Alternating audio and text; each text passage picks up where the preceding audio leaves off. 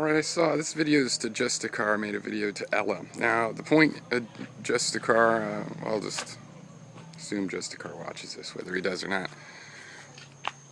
The point you made, Justicar, is a good point. I thought your example with the asking the time of day is a very interesting example. It's very flexible. I'm going to remember this example. It's very good at talking about these issues about I don't know, information fidelity or whatever, and issues like the fact that people will try to answer the question they think you're going to ask next. They'll try to answer what they think you're getting at.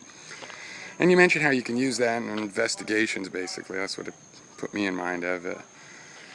Police, detectives, private eyes use those techniques, but so do a lot of kind of people. I think that probably you didn't say anything that Ella isn't familiar with.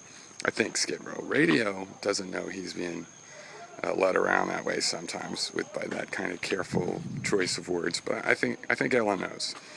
And be that as it may, your point is that she asked Skep to just put down or this or that, which or that. We're getting the implications, but she obviously knows that doesn't mean that's what he's saying. That's why she's saying, hey, how about instead of us playing this game where you, Justicar, you say you have these skills and I believe you. Well, you know when you're giving those implications. You know when someone hears, do you have a watch, that they're going to think you want to know the time. And you're using that. And at some point, the rest of us get to say, well, just tell us. Be more clear. And if you don't get called to account to do that, then you get to imply all sorts of things and technically only mean other things, whereas really you implied everything you implied. There's no technically you didn't imply it. There's the war of words and games of words and stuff, and one honest way to address that when it gets out of hand is it's like to ask somebody, or for that matter to accuse them of believing the implications they have been sharing through the standard ways that implications are taken that they know full well of, and see if they want to deny it or accept it.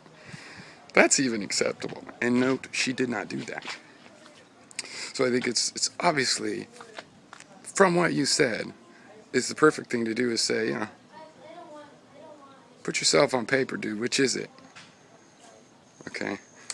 And I'm about to make a video to Unseen Perfidy, and eventually Skep take a number, and I'm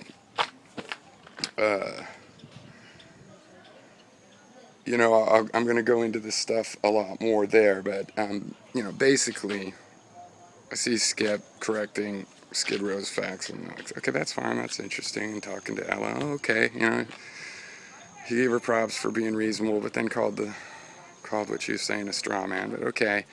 And then, though, the thing that gets me is where he was talking to the chemtrail guy, or putting clips of the chemtrail guy. And at that point, I'm just like, wait a second here.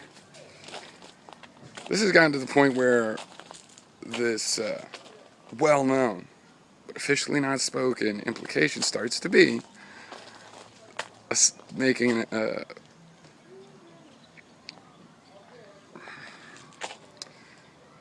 just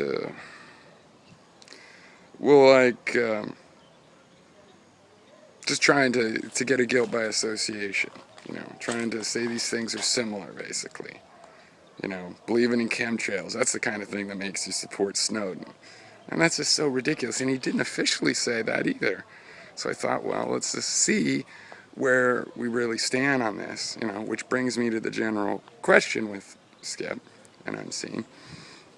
Is do they, or did they, there's some answers in their videos to me on this topic, not definitive though, do they believe it's possible to be well informed and support Snowden and Manning?